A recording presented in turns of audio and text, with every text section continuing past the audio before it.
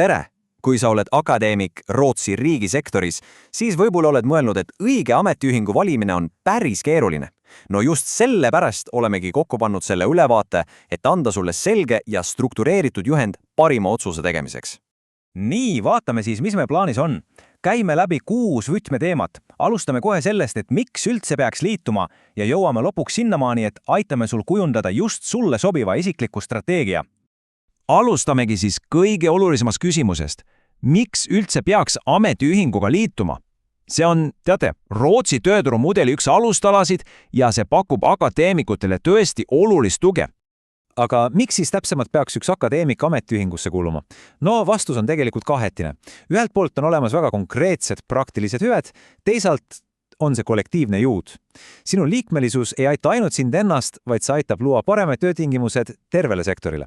Kui sa liitud mõne Sako ametiühinguga, siis see pakub päris mitmeid olulisi eelisid. Näiteks saad sa professionaalset nõustamist ja juriidilist abi tööalaste vaidlustes ja mis veel, saad ligupääsu Rootsi kõige põhjalikumale palgastatistikale. See on ikka väga väärtuslik abivahend, kui palga läbirääkimisteks läheb.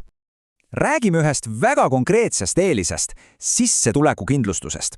Mõtle sellest nii, see on nagu täiendus riiklikule töötukassale. See kindlustab kuni 80% sinu sissetulekust, isegi kui sa teenid kuni 100 000 krooni kuus. See on ikka päris oluline rahaline turvavõrk, mida ainult riiklik süsteem sulle pakkuda ei suuda. Okei, järgmiseks vaatame, kuidas see süsteem siis tegelikult üles on ehitatud. Ma tean, mõisted nagu Sako ja Sako sissi viivad esialgu tunduda natuke segadust tekitavad, aga ärge muretsege, teeme selle kohe selgeks.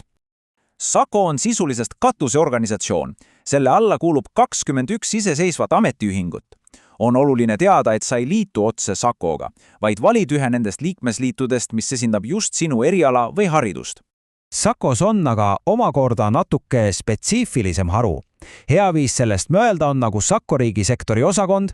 See on just see organisatsioon, mis istub sinu tööandjaga näiteks ülikooliga läbirääkimiste laua taha ja lepib kokku nendes kesksetes kollektiivlepingutes. Ja siin ongi see kõige olulisem eristus, millest aru saada. Sinu valitud ametiühing. See pakub sulle persoonalised teenused nagu karjäärinõustamine ja kindlustus, aga samal ajal tegeleb Sakos kollektiivste läbirääkimistega sinu töökohal. Need on need suured teemad, näiteks palgad, tööaeg ja puhkused. Nii, ja nüüd jõuamegi ilmselt selle kõige levinuma küsimuseni. Kumba valada, kas Sulfave või Naturveterana? Ja see pole teate lihtsalt praktiline küsimus. See on ka strateegiline valik, mis peegeldab su professionaalset identiteeti. Vaatame siis seda põhilist erinevust nende kahe vahel. Asi on tegelikult fookuses. Sulf, nemad keskenduvad eranditult akadeemilisele sektorile. Samal ajal on Naturveterana fookus laiem. Nemad keskenduvad loodusteaduslikule erialale ja seda nii akadeemilises maailmas kui ka erasektoris. Sulfi enda loosung ütleb selle tegelikult kõige paremini ära. Me tunneme kõrgharidust. See rõhutabki nende ühte ainsat fookust. Nad on spetsialiseerunud just ja ainult kõrgharidussektorile. Ja Naturveterana omakorda ütleb, et nad toetavad sind kogu su karjääri vältel ja siin ongi see konks. Olenemata sellest, kas sa tegeled teadustööga akadeemilises maailmas või hoopis tööstuses, see näitabki nende palju laiemat haaret. Okei, aitab jutust, vaatame nüüd numbreid ja fakte ka. Siin on selline otsene võrdlus nende kahe ametiühingu vahel just fookuse ja kulude põhjal. See tabel toob peamised erinevused väga selgelt välja. Nagu näha, fookus on selge. Sulf on pühendunud kõrgharidusele, Naturveterana aga laiemalt elukutsele. Tavapärased liikmemaksud on üsna sarnased, aga pange tähele seda olulist erinevust doktorandide tasudes. Siin on Sulfil ikka väga selge ja soodne pakkumine. Aga tegelikult on olemas ka kolmas tee ja see on topelt liikmelisus. Mõtle, kui sinu karjäär on näiteks akadeemilises loodusteaduses, siis sa võidki tunda, et kuulud justkui mõlemasse leeri.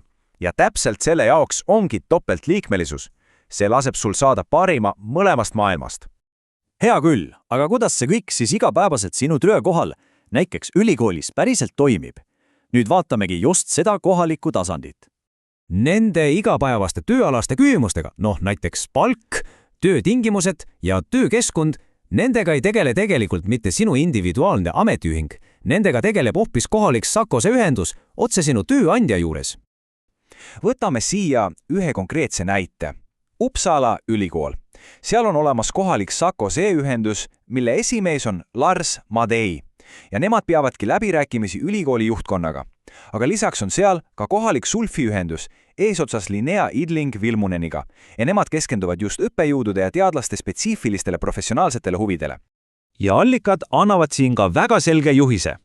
Kui sul on küsimusi palga, töötingimuste kohta või sa vajad abi läbirääkimistel, siis sinu esimene ja kõige olulisem kontakt ongi just see kohalik Sako ühendus.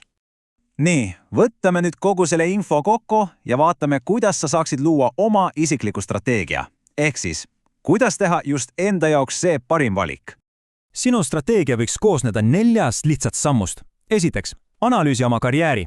Kas sinu tulevik on pigem akadeemilises maailmas või näed sa end tegutsemas oma erialal laiemalt? Teiseks, võrdle konkreetseid hüvesid. Millise ametiühingu karjääritugi ja võrgustik sulle paremini sobivad? Kolmandaks, kaalu topeltliikmelisust, kui mõlemad profiilid tunduvad sobivad. Ja lõpuks, see on nüüd kriitiliselt oluline punkt, see ametiühingu sissetulekukindlustus kehtib ainult siis, kui sa oled eraldi liitunud ka A-kassaga, näiteks Akademeekernas A-kassaga. See on täiesti eraldi samm, mida ei tohi mitte mingil juhul unustada. Nii et kokkuvõttes taandubki kõik ühele kesksele küsimusele. Kas sinu professionaalne identiteet on seotud pigem sektoriga, see tähendab ülikooliga, või on see seotud elukutsega, ehk siis sinu teadusalaga? Vastus sellele küsimusele aitabki sul otsustada, milline ametiühing pakub sulle parimat tuge sinu karjääriteel. Loodan, et see ülevaade aitas sul sellele vastusele sammukese lähemale jõuda.